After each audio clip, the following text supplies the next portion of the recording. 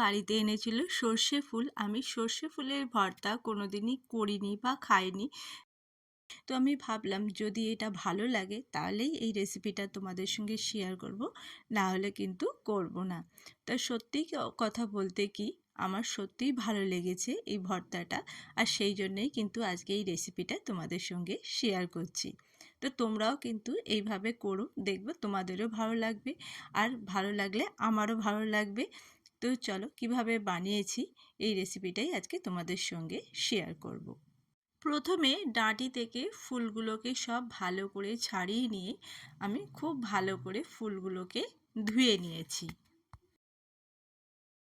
আর এর সঙ্গে আমি কি দিয়েছি, দুটো শুকনো লঙ্কা, ঝাল তোমরা তোমাদের মতো দেবে, যেরকম ঝাল খেতে ভালো লাগবে সেরমই দেবে। আর দিয়েছি একটা পেঁয়াজ আর কয়েক কুচি রসুন।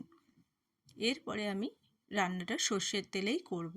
তো কড়াইতে সর্ষের তেল নিয়ে আমি কালো জিরে ফোড়ন দিয়েছি। কালো জিরে দিলে খেতে বেশি ভালো লাগে, যে কোনো ভর্তাতেই কালো জিরে ভালো লাগে। তো প্রথমে কালো জিরেটা একটু ভাজা করে নিয়ে আমি শুকনো লঙ্কাটাও কিন্তু একটু ভাজা ভাজা করে নিলাম। নিয়ে এরপরে আমি দিয়ে দেবো রসুন।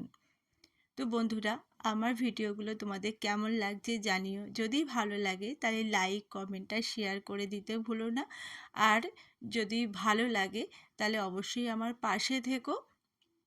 আর তোমরা যারা ইউটিউব থেকে আমার এই ভিডিওটা দেখছো, তোমাদের জন্যেও অনেক অনেক ভালোবাসা। আর তোমরা যারা আমার ভিডিও দেখে এখনও পর্যন্ত সাবস্ক্রাইব করেছো, তোমাদেরকে আমার মনের অন্তঃস্থল থেকে অনেক ভালোবাসা। আর আমার রান্নাগুলো তোমাদের যদি ভালো লাগে তাহলে আমার চ্যানেলটাকে একটুখানি সাবস্ক্রাইব করে নিও যারা এখনও করোনি। আর পারলে একটুখানি লাইক দিয়ে দিও, কারণ তোমাদের একটা লাইক আমাকে আরও নতুন নতুন ভিডিও বানানোর উৎসাহ যোগাবে।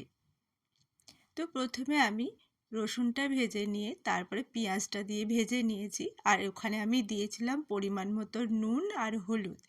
এই দিয়ে আমি পেঁয়াজটা ভালো করে ভেজে নিয়েছি, নিয়ে তারপরে আমি এই সর্ষে ফুলগুলো আমি দিয়ে নিলাম। তো এই সর্ষে ফুলগুলো দিয়ে আমি ভালো করে এটা ভাজা ভাজা করে নেব।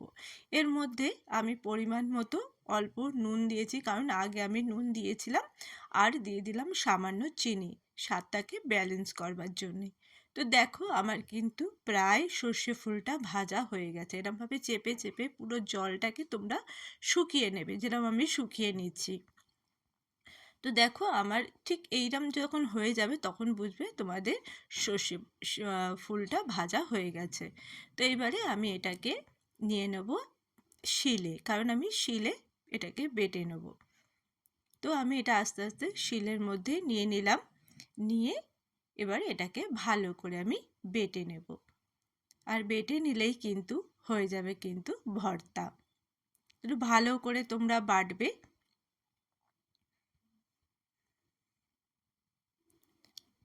তো বন্ধুরা, আমার ভিডিওগুলো কেমন লাগছে তোমরা জানিও।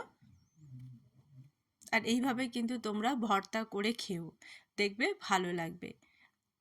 আমি এই ফার্স্ট টাইম খেলাম, আমার ভালো লেগেছে, সেই জন্যেই কিন্তু আজকের এই রান্নাটা তোমাদের সঙ্গে শেয়ার করছি।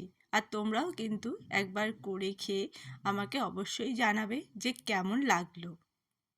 দেখো আমাদের কিন্তু ভর্তা রেডি হয়ে গেছে আমার।